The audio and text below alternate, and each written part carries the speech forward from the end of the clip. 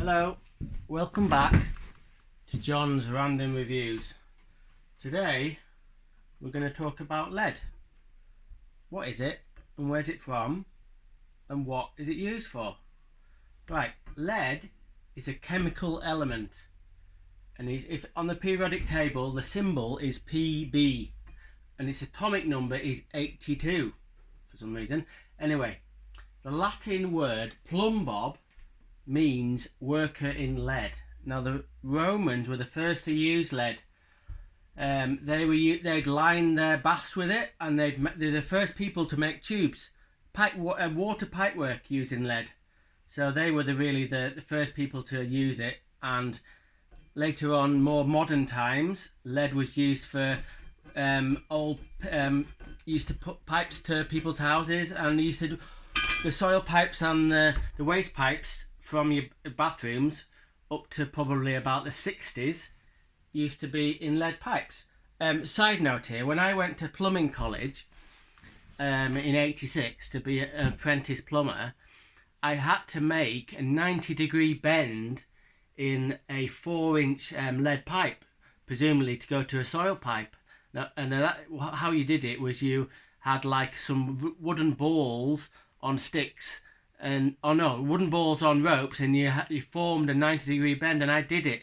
Now at that point in the 80s, no one was putting in lead pipes to soil pipe to inside to a toilet, so maybe it was for a heritage job, but it was amazing to be able to do that because you never see it anymore. Anyway, enough waffle. So what we're going to do today is we're going to go through all the various plus points to lead. And before we start, lead is mined from underground mines, and it's processed and then it's made into sheets. So mainly it's used by the plumbing trade or the roofers trade to do flashings around chimneys and also valleys in roofs. And if there's a really heritage building, you might see lead flats, and they'll use them there, or box gutters. So I've done quite a bit over the years. And I just think it's a fantastic thing to work with. It's really, really malleable, and you can change its shape really easily. And today we're going to do some lead burning, and we're going to do some lead dressing. Anyway, so before we go any further, one important note is lead is very, very poisonous. Now, it's not going to do me particularly any harm on my hands unless I had a cut. I made sure I don't have a cut. But it can get through a cut, or if you were in the olden days when all the old lead workers used to have the sandwiches and not wash their hands, they used to ingest it and they used to get lead poisoning. Now, extreme lead poisoning can give you brain damage. And if you people out there are wondering how come I can make these daft videos, well, here we go. I've probably got lead poisoning. Only joking, but it gives you brain damage. I think it killed the Romans off. So there we go. And so yeah, you've got to be careful with it. And obviously the whole thing, paint used to have lead in it, and all sorts of stuff used to have lead in it. And but it is fantastic. So this is just a sheet of lead, and it can be melted really, really easily. It has a really low melting point. So I've made this this head out of the inside of an old door knocker. So I was gonna put that on like a flower pot sort of thing, really heavy. Know nothing about lead, it's really, really heavy. So that's sort of like melted lead put into a former and a cast lead head. Do you know what I mean? So that's that. So what we've got here, I hope you can see it out in internet land, is a former. Now what I used this for was making hollow lead balls for an art piece. But what we're going to do is going to show you how to dress the lead into this former. Now I'm not going to do it all the way, but we're going to do partly, and I'll show you what it is. It'll show you how easy it is to manipulate the lead. So we've got a disc of lead over there, and then what we're going to do is we're going to get this. This was specially made for the job, and then we're just going to tap, tap, tap.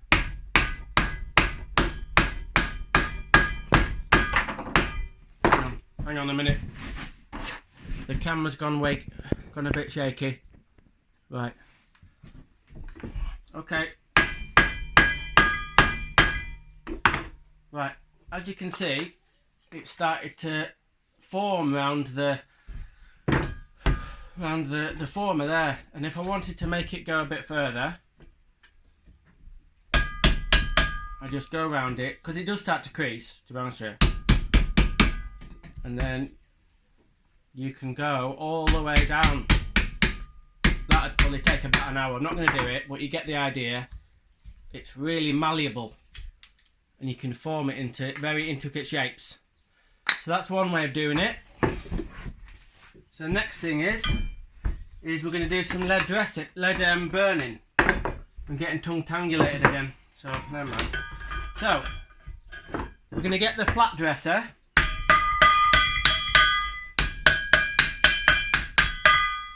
Right, we're going to cut this bit of lead in half. Like I said, lead is really easy to cut, so I've just got some tin snips. I'm going to cut that in half, and then we're going to attempt to weld these both bits back together. Now then, at the moment, the lead is really mucky. So, to weld lead, the surfaces have got to be really clean. So I've got my shave hook, a really sharp shave hook, and we're going to clean. We're about, I don't know, half an inch from the edge. It's got to be really clean. Very like that. So then we're going to do the other side. Now, some people wouldn't necessarily do the back, but I always do. Anyway, so we'll do the same to the other one. That's it, nice and clean. You can do this with wire wool, but it just doesn't work well enough. So the best way to do it is with a shave hook. And I like it because the shave hook's a really traditional tool. So they've probably been using these shave hooks for like 100 years or so. So what we're going to do is we're going to get the two pieces, and then we're going to put them together like that, and we're going to burn them. So what do you weld lead together with? Easy.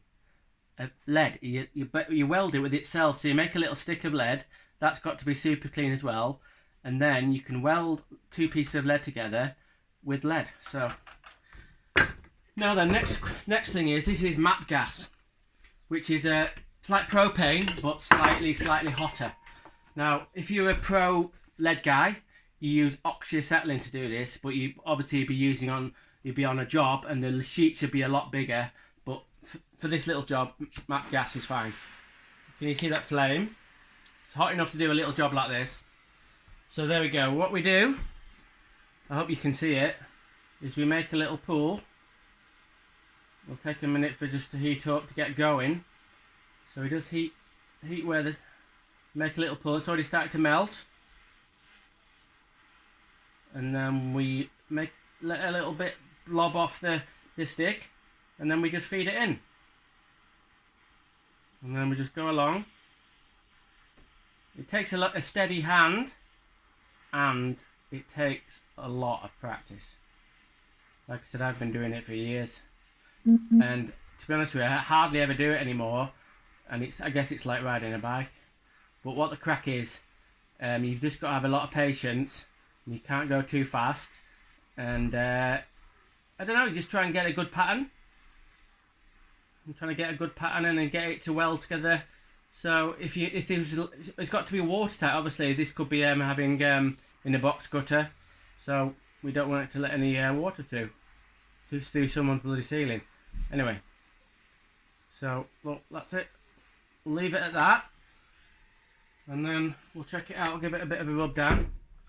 Quite hot, so what we'll do, hang on, we'll hold it up and hopefully you can see in the camera. Bloody hell, it is hot. So there you go, lead burning. It's got a good penetration through the back. So lead burning, that's doing lead sort of melting into a former. And then we've done, where's that bloody other thing at? Oh, here it is. And then lead dressing. So we've got, oh, just before we go, we've got, these are lead bossing sticks, so, or dressers, some people call them. This is a flat dresser. And then we've got various shaped ones for making forms in the lead. And then there's a bossing stick here. So that's that. And then this one's like getting into corners, so that's like a chasing stick. So there's all the bossing equipment. So hope you've learnt something. So thank you very much for watching. Remember, random is rad. Rock on.